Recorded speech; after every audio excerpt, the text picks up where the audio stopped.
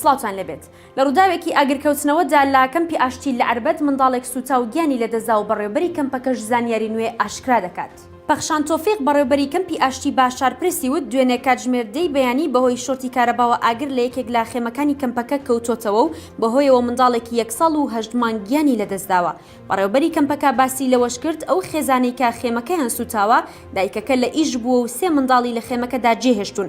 وتیشی لە کاتی کەوتنەوەی ئاگرەکە 2 منداڵەکان بەهۆی ئەوەی توانای ڕاکردنیان هەبووە ڕێیان کردووە، ئەوەی تریان ساوا بووە و سوتاوە.